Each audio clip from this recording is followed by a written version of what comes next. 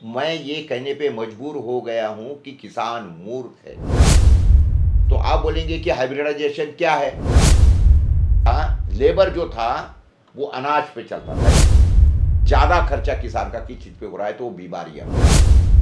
सरकार नहीं मान रही है, इसीलिए जो पंजाब का किसान है ना, ये पूरे देश के लिए बाहर निकला है कि सरकार समस्या क्या सुलझाए। सरकार ही समस्या है।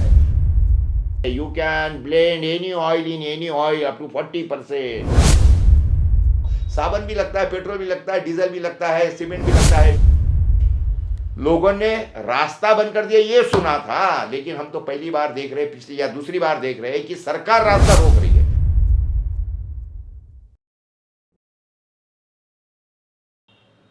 दोस्तों नमस्ते। आज का जो एक विषय है, शायद मुझे ऐसा लगता है कि आपको काफी गुस्सा आ जाएगा मैं जब बोलूंगा। क्या किसान मूर्ख है? आप बोलेंगे क्या बात कर रहे हो पोरे साहब, आप तो खुद किसान हो। भैया मैं खुद किसान हूं, इसीलिए तो मैं ये दावे से कह सकता हूं कि हम लोग मूर्ख है आज के जमाने में। क्योंकि आजकल जो चल रहा है दिल्ली के बॉर्डर में, आप देख रहे हैं जो कि अंदर देश के अंदर चल रहा है, ये सारी चीज़ों को देख के मैं ये कहने पे मजबूर हो गया हूं कि किसान मूर्ख है या मूर्ख है किसान। इस तरीके से हमको ये बातें समझना पड़ेगा और कुछ उसके लिए हमको पीछे जाना पड़ेगा। हरित क्रांति शुरू हुई 1965 से 1970 के आसपास में। मैं तो 1954 की पैदाइश हूँ, तो कहने का मतलब मैं 10-15 साल का था जब ये सारी की सारी चीज़ें हो गई और मेरे सामने की सारी चीज़ें हैं। हरित क्रांति का मतलब क्या है ये पहले हमको समझना पड़ेगा। तो हरित क्रांति का मतलब क्या है? देखिए, हरित क्रांति के पहले यानी 65-70 के दशक के पहले क्या परिस्थिति थी हमारे देश के अंदर? हमारे देश के अंदर परिस्थिति ऐसी थी कि जो भी पॉपुलेशन थी उस समय पे मैं ऐसा समझता हूँ कि हमारे देश की पॉपुलेशन करीब 70-80 करोड़ थी, जो कि आज 140-145 करोड़ हो गई है। तो जब एक इतने 70-80 करोड़ को भी खाना जो था वो बैलेंस था, थोड़ा बहुत, यानी शॉर्टेज रहता था लेकिन इतना भी शॉर्टेज नहीं रहता था। तो क्या था, तो हमारा जो अन्नदाता था लोगों को उसकी कीमत थी, यानी थोड़ा सा उसको समझते थे कि अन्नदाता है। जब से हरित क्रांति आ गई है तब से किसान की हालत क्या है वो आप अभी देख रहे हो क्या है। पहले जो हरित क्रांति का मतलब ये भी है, हमको समझना पड़ेगा कि हरित क्रांति करने के लिए करना क्या पड़ा। तो उसके लिए हाइब्रिडाइजेशन आया। तो आप बोलेंगे कि हाइब्रिडाइजेशन क्या है? तो देखिए ऐसा है कि वो इतना गलत नहीं था हाइब्रिडाइजेशन। हाइब्रिडाइजेशन का मतलब है, देखिए वो तो अभी वैसे कुदरत में हमेशा होते रहता है। एक मधुमक्खी ये फूल से उठती है, वो दूसरे फूल पे जाती है, यहाँ से उठ के वहाँ जाती है, तो वो तो पोलिनेशन कर ही रही है। एक बात समझिए, ये दुनिया से जिस दिन ये मधुमक्खी खत्म हो जाएगी और ये जो दीमक खत्म हो जाएंगी ना, ऐसा समझ लो उस दिन से 3-4 महीने में ये पृथ्वी खत्म हो जाएगी। ये इतनी महत्व की है। तो ये होता ही रहता था। हाइब्रिडाइजेशन इतना गलत नहीं है या गलत नहीं था, लेकिन उसके बाद में अभी जो फिलहाल में चल रहा है जीएम क्रॉप जो आ गया है, यानी जेनेटिकली मॉडिफाइड जीएम क्रॉप, ये सबसे गलत है। तो आप बोलेंगे जीएम क्रॉप क्या है? तो मैं आपको एकदम अच्छे शब्दों में समझा देता हूँ कि देखिए, ऐसा समझिए कि गाय के साथ में एक क्या बोलते हैं भैंसे का क्रॉस करवा दिया, या और दूसरे शब्दों में बोलूँ तो ककड़ी के फूलों के ऊपर हमने जाके करेले का ये कर दिया, करेले के ऊपर ककड़ी लगा दिया। करेले के ऊपर करेला लगाना ये मैं समझ सकता हूँ, यानी उसके जो पोलन्स है वो लगाना मैं समझ सकता हूँ, लेकिन करेले के ऊपर ककड़ी या ककड़ी के ऊपर करेला लगा दिया तो क्या हो गया? वो जेनेटिकली मॉडिफाइड हो गया, यानी कुदरत ने जो उसके जीन बनाए वो सारे के सारे चेंज हो गए और गलत खुद तीसरी चीज बन गई। एक बात समझिए उसको। देखो, एक गुलाब के फूल के ऊपर दूसरा गुलाब लगाना ये मैं समझ सकता हूँ, वो फूल के ऊपर फूल ही है, वो नहीं है गलत उसके अंदर। एक आम के झाड़ के ऊपर मैंने खुद 20-25 प्रकार के आम लगे हुए देखे हैं, उतने उसके ऊपर कलम लगाए हुए हैं, क्रॉसिंग किया था, लेकिन आम के ऊपर आम ही। लेकिन अगर आम के ऊपर आपने कोई दूसरा ही फल का क्रॉसिंग या ये लगा दिया तो क्या होगा? ना ये रहेगा ना वो रहेगा। अभी क्या हो गया है, आप जो टोमेटो खा रहे हो बाजार में वो टोटली जेनेटिकली मॉडिफाइड है कंप्लीटली। उसके अंदर क्या क्या किया है, कौन से जीन्स डाले गए हैं, वो जो उसके अंदर के जो ये जो रिसर्चर है उनसे आप पूछिए तो आपको पता लगेगा। ये जो टोमेटो आप खा रहे हो ना, तो उसके अंदर मछली का और ये जो काफ होता है वो काफ का जीन डाल के वो टोमेटो बने हुआ है फिलहाल का। तो ये आप समझ जाइए, आप जो खा रहे हो क्या खा रहे हो। अभी या मैं दूसरा आपको एग्जांपल देने की कोशिश करता हूँ कि अभी जर्सी गाय है जैसी, तो जर्सी गाय जो है ये क्या है, ये गाय का या एक दूसरे जानवर के साथ में सुअर का क्रॉस है, सुअर का क्रॉस है। तो जो दूध मिल रहा है जर्सी गाय का, तो आपको भी पता है अभी A2 और A1 मिल के इसका सारा, ये कोई आज का विषय मेरा उसके ऊपर नहीं करके मैं आपको ज़्यादा इसके ऊपर नहीं जाऊंगा, लेकिन ये पहले समझिए कि ये सारा कितना गलत और इसके कारण क्या क्या बीमारियां हो रही है। ऐसा था पहले, किसान की जो खेती थी वो कैसे थी, या वो खेती कैसे करता था, क्या थी परिस्थिति उसकी। जैसे वो किसान, वो जो बीज था वो उसके घर का रहता था, घर का ही उसका खाद रहता था, क्योंकि जानवर बैले गाय वगैरह काफ़ी रहती थी, और वही खाद, वही गोबर से वो खाद बनाता था।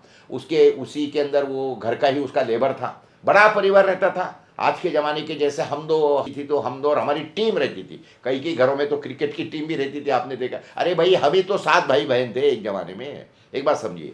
तो क्या था, ये बड़ा परिवार रहता था, एक साथ में रहता था, सुखी परिवार था। लेकिन उसके बाद में अभी क्या हो गया है कि हम दो हमारा एक ही हो गया, तो ना ही खेती में जाने वाला कोई है, ना खेती करने वाला कोई है। और उसके बाद में उस जमाने में जो था, लेबर जो था वो अनाज पे चलता था, यानी पेट पे काम करता था, जैसे जवान काम करता था। इसलिए तो हमारे शास्त्री जी ने बोला था कि जय जवान जय किसान। तो ये सारी की सारी बातें थी। अभी क्या हो गया है, जो जवान और जो लेबर मजदूर हमारा पेट पे काम करता था, यानी उस जमाने में किसी आदमी को पैसा देते नहीं थे। वो बोलता था कि अरे पैसा लेके क्या करूंगा, क्या पैसे खाऊंगा मैं तुम्हारे, मुझे खाने के लिए आना दो। तो वो क्या करता था, वो जो लेबर रहता था ना, वो सिर्फ अनाज के ऊपर, दूध के ऊपर, दालों के ऊपर काम करता था। थोड़े बहुत पैसे मिल लगते भी थे उसको दिवाली दशहरे के ऊपर। वो सारा एक म्यूचुअल अंडरस्टैंडिंग में वो काम होता था किसानों का। तो बाकी तो किसानों को आज के ज़माने में जो खर्चा है वो वैसा कोई खर्चा रहता नहीं था उसका। तो ये सारे चीज़ों के अंदर वो खेती होती थी। अच्छा, उस ज़माने में ये भी रहता था कि वो मिक्स क्रॉपिंग करता था। पहली बात तो एक समझिए, मिक्स क्रॉपिंग का क्या मतलब है। उसके अंदर वो ट्रैप क्रॉप भी रहते थे। खेती में 4 लाइन जो है वो कॉटन की डाल दिया, उसके बाद में 2 लाइन जो है उसके अंदर ज्वारी की डाल दिया, और ज्वारी के बीच में 1 लाइन जो है वो तुअर की डाल दिया, इसके बीच में अपना जो अरहर भी डाल दिया, उसके बीच में अपना जो सरसों है वो सरसों भी डाल दिया, वो एक अंबाड़ी करके रहता था वो भी डाल दिया। उसके बाद में जो अपना ज्वारी है उसके ऊपर वो चौलाई लगा देता था।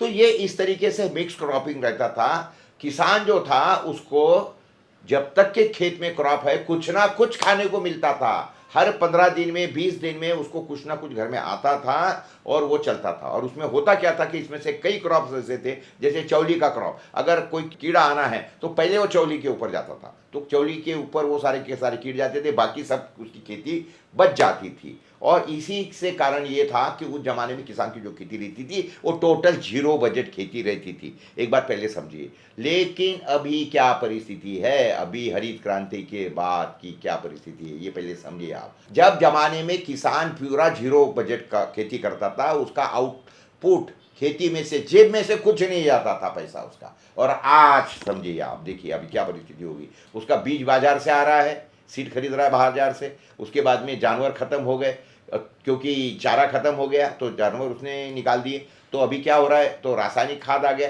खाद बाजार से आ रहा, कीटकनाशक बाजार से आ रहा। उसके बाद में स्प्रे पंप, वो कीटनाशक फवारने के लिए स्प्रे पंप बाजार से ला रहा है, स्प्रे पंप के लिए फिर बैटरी लग रही है, पेट्रोल लग रहा है। उसके बाद में अभी लेबर को अगर आप बोलेंगे तो भाई तू ये हमारे अनाज के ऊपर काम कर, तो वो आपको क्या बोलेगा, भैया नमस्ते। तो लेबर को भी अभी दाम नगद देना पड़ता है। उसके बाद में वो उस समय पे बिजली लगती नहीं थी, क्योंकि वो जो कुएं का पानी निकालने का काम पड़ता था तो हमारे बैल निकाल देते थे, वो मोटर चलती थी बड़ी, इसलिए बिजली की भी ज़रूरत नहीं रहती थी। और वो बिजली का तो आपको मालूम ही है क्या परिस्थिति है, कहीं नगद है तो कहीं मुफ्त है।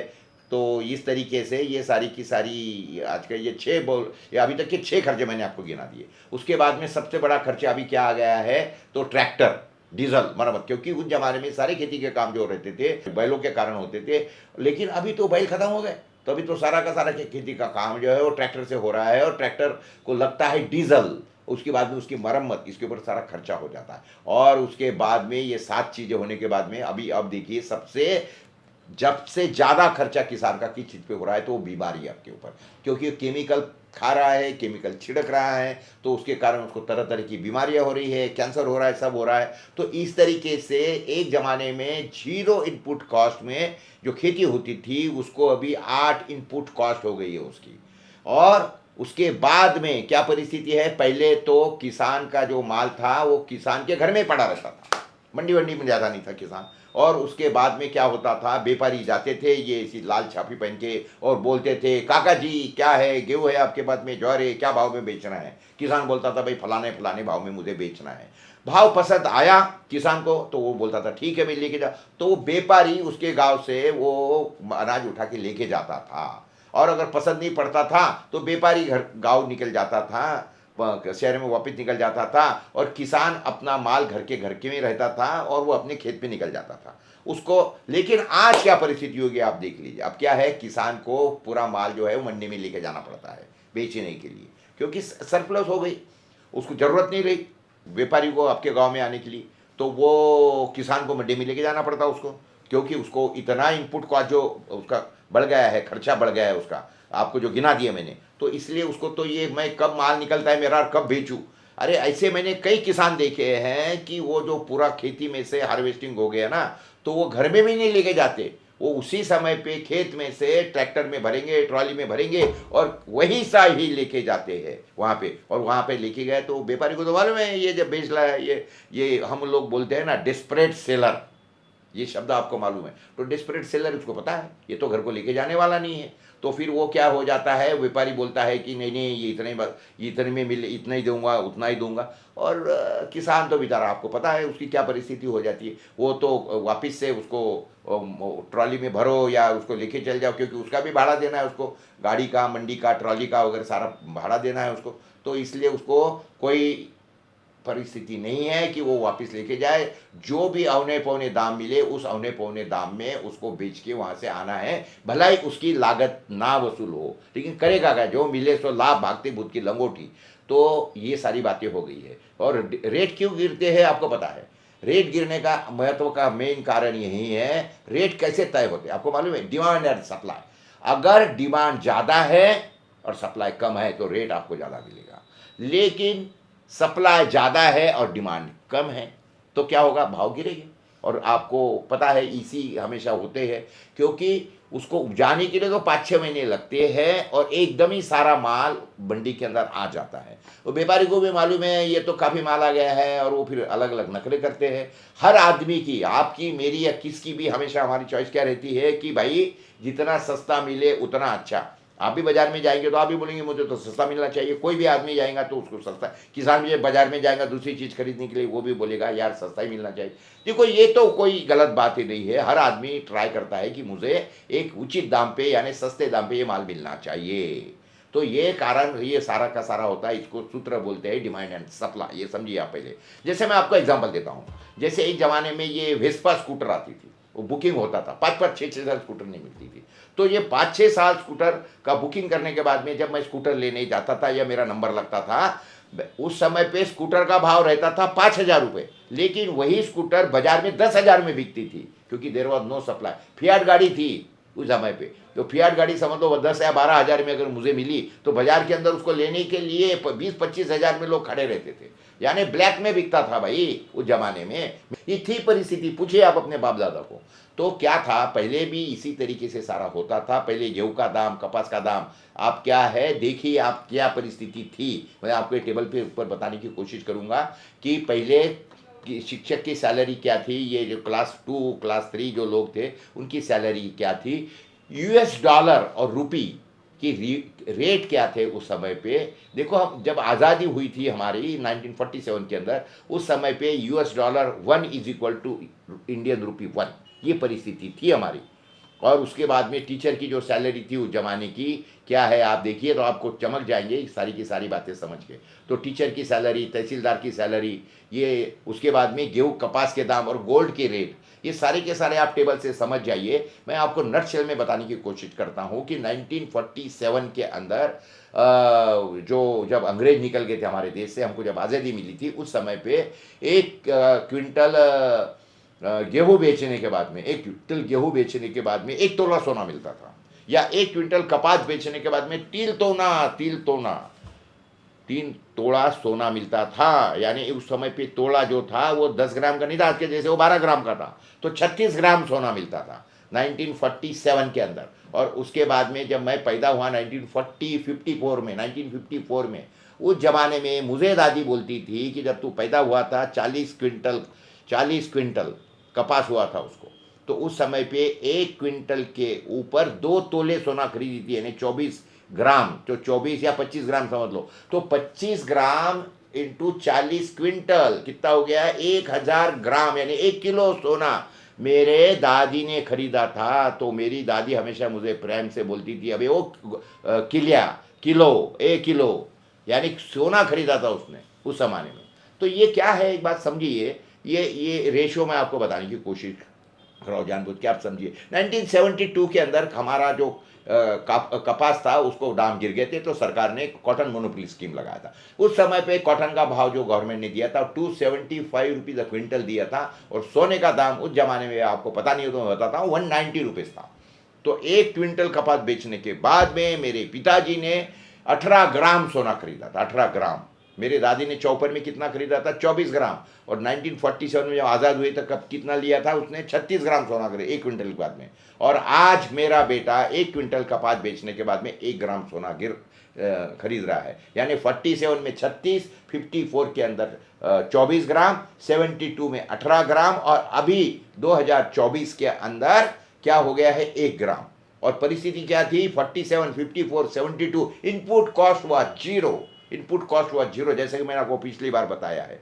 लेकिन आज 2024 के अंदर की परिस्थिति ऐसी कि मेरी इनपुट कॉस्ट, मैंने आपको बताया कि अभी 8 जगह पे मुझे खर्चा करना पड़ रहा है, और मेरे हाथ में क्या आ रहा है? तो ठन ठन गोपाल। जो किसानों की आत्महत्या हो रही है भैया, ये इसी कारण हो रही है कि उसका इनपुट कॉस्ट तो बढ़ गया है, लेकिन आउटपुट कॉस्ट जो है जीरो माइनस हो गई है। और इसीलिए किसान जो है ना, ये सारी मांगे कर रहा है कि हमको कम से कम ये दे दो।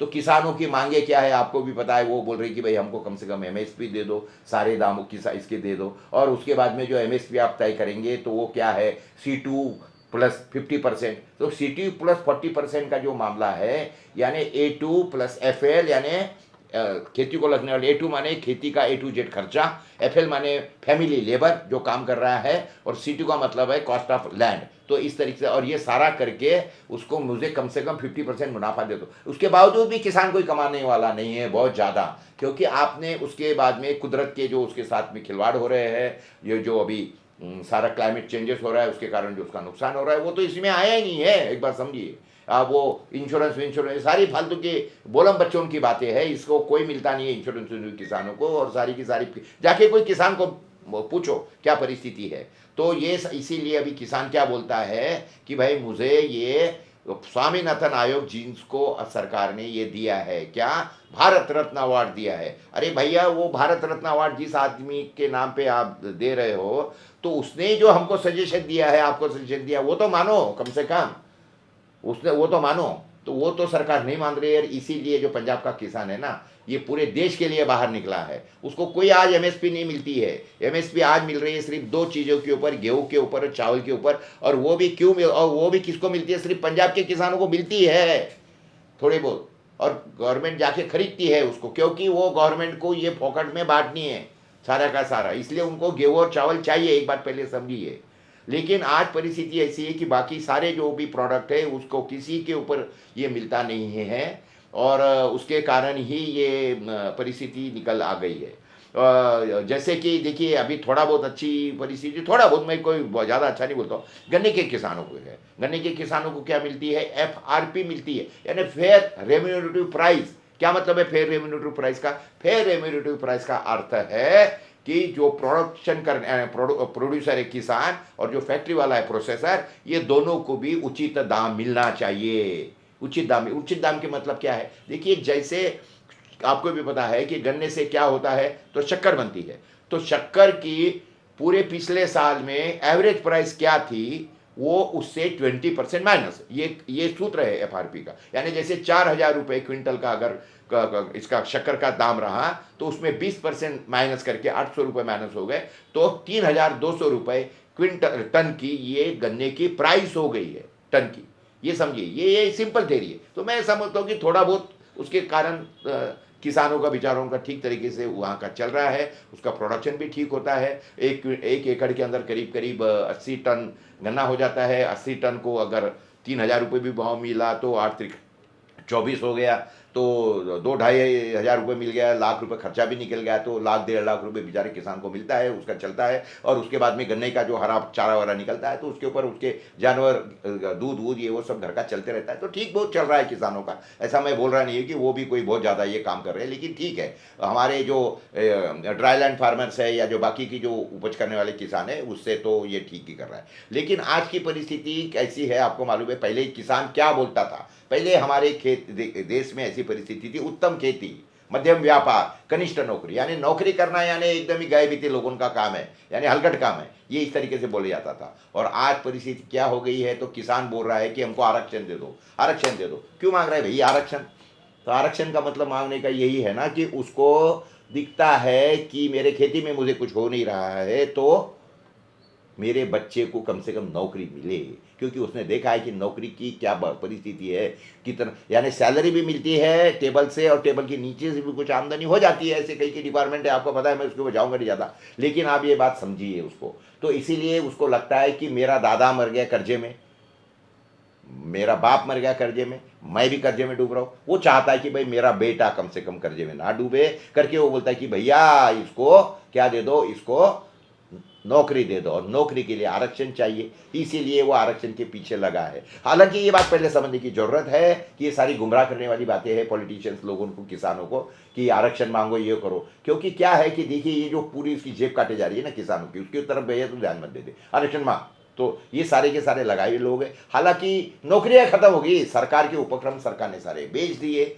उसके बाद में स्कूलें बेच दी हमारे महाराष्ट्र के अंदर, तो शिक्षकों की भी नौकरी खत्म हो गई है। और उसके बाद में आपको तो पता है भी महाराष्ट्र सरकार ने क्या कर दिया, ये उसने कॉन्ट्रैक्ट प्रेडिक्चुअल बेसिस के ऊपर सारी नौकरियां देना चालू कर दिए, जिसके ऊपर तय ठहरा लिए कि 10,000, 15,000, 20,000, 25 तरीके से ठहरा लिया, 11 महीने की नौकरी है। तो अभी वो तो उसके अंदर बाकी की तो सारी चीज़ें मिलने वाली नहीं है। लेकिन क्या है कि जब सरकारी नौकरियाँ खत्म हो गई है, उसके बाद में आरक्षण मांग के तुम क्या कर रहे हो। लेकिन हमारे कोई नेता है और उसके ऊपर खुद की रोटी सेकने वाले और कुछ लोग हैं, तो इसलिए सारी की सारी ये पॉलिटिशियन के द्वारा सारा ये गुमराह किया जा रहा है। और इसीलिए जो किसान बोलता है कि भैया ये सारा छोड़ दो, हमको एमएसपी क्यों दे दो, एमएसपी दे दो, सारे इसके ऊपर दे दो। और परिस्थिति ऐसी निकली हुई है कि हम सोचते हैं कि भाई सरकार समस्या सुलझाएंगी, लेकिन आपको तो पता है शरद जोशी जो हमारे किसान नेता थे, वो तो हमेशा क्या बोलते थे, आपको मालूम है कि सरकार समस्या क्या सुलझाए, सरकार ही समस्या है। सरकार कैसी समस्या है आपको मालूम है,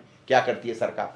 ये कभी एक्सपोर्ट पे बैन लगवा देंगी, एक्सपोर्ट पे बैन लगा, अभी जैसा अभी लगा है, अभी गेहूँ चावल कुछ नहीं बेच सकते देश से बाहर, कुछ नहीं बेच सकते हो। तो इंपोर्ट एक्सपोर्ट के ऊपर बैन लगवा दिया और इंपोर्ट ओपन करवा दिया, एक्सपोर्ट पे बैन है, कुछ नहीं बेच सकते हो आप देश के बाहर, सरप्लस पड़ा है यहाँ पे।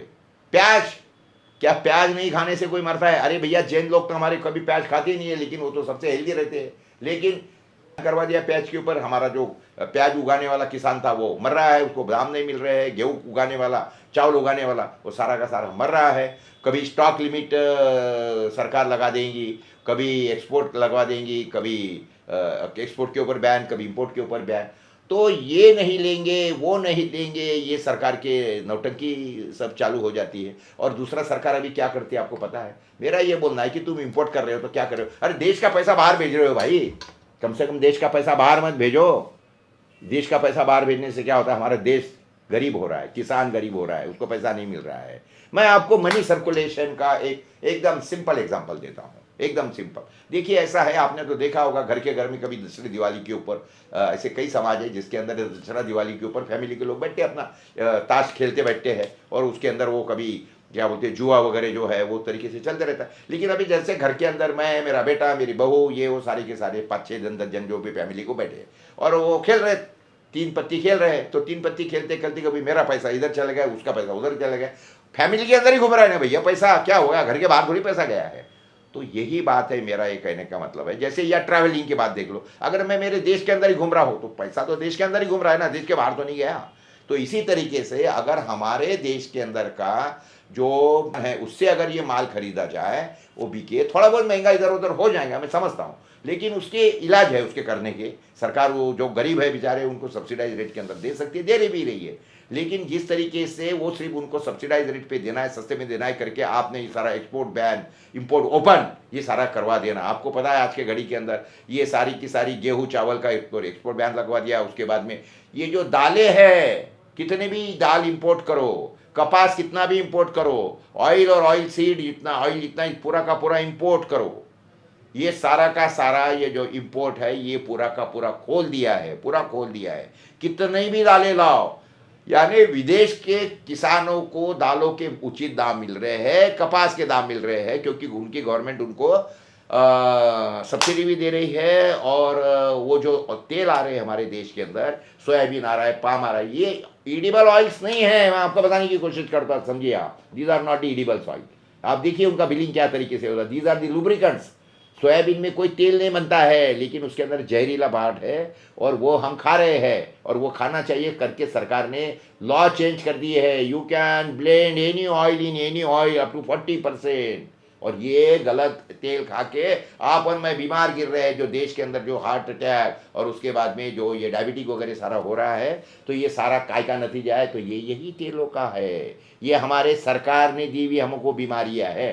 इससे दोनों बातें, हम तो बीमार गिर रहे हैं, बीमार करके हम ये फार्मास्यूटिकल की कंपनी की दवाई खा रहे हैं, और उसके बाद में हमारे देश का पैसा बाहर जा रहा है ये ऑयल और ये करने की। उसके जगह पे अगर सरकार ने ये सारी चीज़ें करी कि हमारे देश के अगर किसानों को बोल दिया कि भैया मैं तेरे को ये दाल उगाने का उचित दाम देता हूँ, ये ऑयल सीड उत्पादन करने का तुमको उचित दाम देता हूँ, हमारे किसान करेंगे ना ये, तो देश का पैसा देश में रहेगा, अच्छी चीज़ें मिलेंगी लोगों को खाने के लिए। तो लेकिन सरकार ये नहीं करती है, क्योंकि सरकार एक बैठी काय के ऊपर है। तो ये फिलहाल में उनको वोट के ऊपर चाहिए आपके, और वोट के लिए क्या चाहिए, कब की जरूरत पड़ती है, चुनाव में। अभी चुनाव है भैया 2-4 महीने के अंदर। तो ये जो है सरकार ये कहना चाहती है कि नहीं नहीं देखिए हमने महंगाई को कितना कंट्रोल में कर दिया है। तो सारा कंट्रोल में ये महंगाई करने के हिसाब से बताने के लिए ये सारी की सारी बातें होती है। और महंगाई की डेफिनेशन क्या है, महंगाई की डेफिनेशन क्या है? महंगाई की डेफिनेशन सिंपल है, खाने की चीज़ है। अरे भैया 40,000 की मोटरसाइकिल 2019 में जो बिकती थी वो 1,20,000 की हो गई है, 3 गुना बढ़ गई है।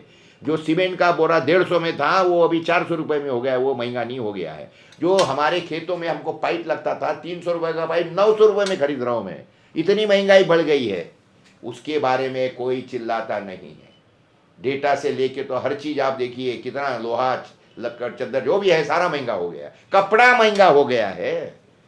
लेकिन उसके बाद में उसकी महंगाई के बारे में कोई चर्चा नहीं है। चर्चा होती है तो सिर्फ खाने की चीज़ें महंगी हो गई है, इसी के ऊपर आप और हम चिल्लाते रहते हैं। और सरकार को तो आपसे वोट लेने हैं, तो सरकार सोचती कि भाई आपको नाराज नहीं करने का, तो इसीलिए सारी की सारी बातें चल रही है। और उसके बाद में ये सारी जो खर्चे बढ़ गए लोगों के, सरकारी स्कूल सरकार ने बंद करवा दी है। किसानों के बच्चे को पढ़ने के लिए आज ये नहीं है, वहाँ पे उसको लाख लाख 1.5 2 लाख 4 लाख रुपए देने पड़ रहे हैं। तो इसमें अभी मुफ्तखोरी के अंदर जो देने के लिए सरकार के पास में बचा क्या है, तो सिर्फ अनाज। क्योंकि किसान तो चिल्लाता नहीं रहे भैया, और किसान को भी कोई चीज़ें लगती है। अगर समझ लो कोई चावल उगाने वाला किसान है और उसको गेहूँ लगता है, वो बोले गेहूँ महंगा, वो बोल गया गेहूँ बहुत महंगा हो गया। या कोई गेहूँ उपजाने वाला किसान है, अगर वो चावल खरीदने जाता है बाजार में, वो बोलता है चावल बहुत महंगा। तो ये सारा बहुत कॉम्प्लेक्स चीज़ें है, और सरकार इसके अंदर उलझना नहीं चाहती है। बोलते मरे किसान। आपको पता है आज के घड़ी में भारत देश के अंदर करीब करीब 30 किसान रोज आत्महत्या कर रहे हैं, मर रहे हैं। तो उसके बावजूद भी सरकार की कोई आंकड़ेवारी नहीं आ रही है। ये तो इधर उधर से हमने खंगाल लिए हैं, उसके कारण थोड़ा बहुत मालूम पड़ रहा है। विदर्भ के अंदर तो रोज 14 किसान आत्महत्या कर रहे हैं विदर्भ के अंदर। ये जो वराड और सोनी की Karad region with golden border वाला जो वराड है ना, आज यहाँ पे 14 किसान रोज आत्महत्या कर रहे हैं, क्योंकि ये जो उपज कर रहे हैं उसके अंदर उनको पैसा नहीं मिलता है। मैंने आपको बता दिया ना, 36 ग्राम 24 ग्राम 18 ग्राम और 1 ग्राम मिल रहा है, और खर्चा ही खर्चा बढ़ जाएगा। तो ये सारी चीज़ें, मेरा सरकार से ये अनुरोध है कि भैया ये जो आप मुफ्तखोरी के अंदर सिर्फ अनाज ही देते हो किसानों का, तो ये अनाज क्यों दे रहे हो आप? तो उसके जगह पे आप हमको उनको किसानों को साबुन भी लगता है, पेट्रोल भी लगता है, डीजल भी लगता है, सीमेंट भी लगता है, बिजली भी लगती है, साइकिल भी लगती है उसको, बच्चों को मोबाइल भी लगता है, उसको कंप्यूटर भी लगती है, उसको क्या गैस नहीं लगता उसको? तो ये सारी चीज़ें आप उसको मुफ्त में दे दीजिए ना। अगर घर है उसका बेचारे का गल रहा है तो उसको टीन टप्पर भी लगते हैं, इसके ऊपर लगे ईंटें भी लगती है उसको, तो दो ये सारी चीज़ें मुफ्त में उसको। तो क्या लेकिन सरकार जो है ये सारी करेगी? नहीं करेंगी। आज के घड़ी के अंदर आप देखिए, सरकार डीजल, पेट्रोल, खाद, ये इंपोर्ट के लिए इतना डॉलर खर्चा कर रही है, बेतहाशा डॉलर खर्चा कर रही है, लेकिन वो किसान को नहीं देंगी, किसान को नहीं देंगे। तो हमारा यही बोलना है कि आज की जो किसान की हालत है, पहले परिस्थिति क्या थी वो पहले समझने की जरूरत है आपको। पहले किसान क्या करता था, यही किसान था कि जो बैंकों में डिपॉजिट रखता था। मुझे याद है कि बैंक के मैनेजर आते थे हमारे गांव खेड़े के अंदर, मेरे पिताजी के पास में आते थे, डिपॉजिट दे दो। कब आते थे, ये अक्टूबर नवंबर महीने में आते, जब हमारी फसल बिक जाती थी सब, तब आते थे, तो पिताजी डिपॉजिट रखते थे। तो ये एक जमाने में बैंकों में डिपॉजिट रखने वाला किसान अब कर्जदार हो गया है, और ये कर्जदार हो गया है, अब ये देनदार हो गया है, और बीमार भी हो गया है, क्योंकि जो उपजा रहा है वो जहर उपजा रहा है, और उसी के कारण उसकी परिस्थिति इतनी सारी की सारी खराब हो रही है। तो ये खराब हुई हुई परिस्थिति क्यों हो गई है भैया उसकी?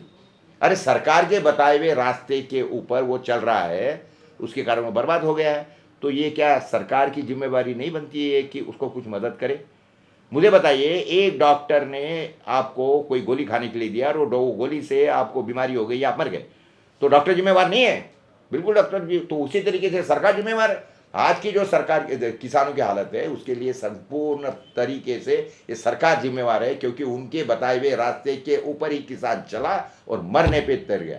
आज के घड़ी में परिस्थिति ऐसी है कि इसी के कारण पंजाब के किसान जो बेचारे वहाँ पे बॉर्डर पे बैठे हैं, उनको पता है, उनके थोड़ी बहुत अकल ठीक आने पे है। हम जिनको बोलते हैं मेरे सरदार जी 12 बज गए वगैरह, सारी गलत है। ये सारा का सारा नैरेटिव डाले जाता है हमारे सरदारों के बारे में।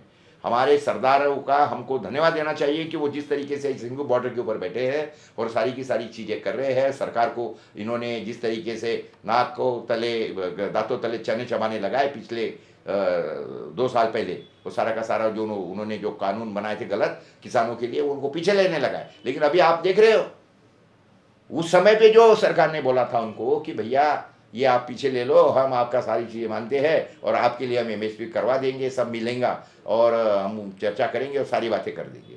लेकिन क्या कर रही है सरकार?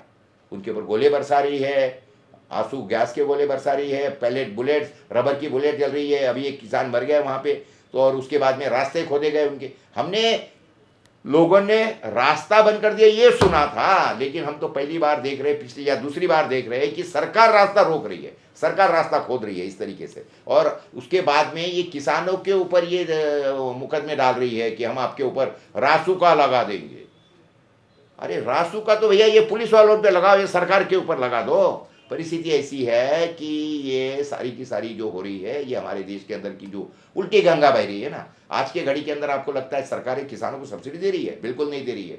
किसान सरकार को कोई सब्सिडी नहीं दे रही है, उल्टा किसान सरकार को सब्सिडी दे रहा है। आप बोलेंगे क्या बात करते हो? हाँ मैं बोलता हूँ। देखिए कपास की सरकारी कीमत कितनी है बेचने की? वो करीब करीब 10,000 रुपये। गेहूँ की जो प्रोडक्शन कॉस्ट है, जो हमारे एग्रीकल्चर यूनिवर्सिटी ने बोली है, एग्रोस्को में बताई हुई है, वो क्या है? वो करीब करीब 4,000 रुपये है। और सरकार ने वो उसको कीमत क्या दे रही है? 2,200 रुपया। तो आप उसको ये क्यों नहीं ली? 4,000 का माल सरकार 2,200 में ले रही है, तो सब्सिडी कौन किसको दे रहा है? किसान 4,000 का माल गवर्नमेंट सरकार को 2,200 रुपये में दे रहा है, यानी किसान सरकार को 1,800 रुपये की सब्सिडी दे रहा है। या अगर आप बोलते हो कि सब्सिडी नहीं दे रहा है, तो मैं बोलता हूँ कि टीडीएस काट रहा है। गवर्नमेंट टीडीएस काट के पैसा दे रही है उसको, टैक्स डिडक्टेड एट सोर्स।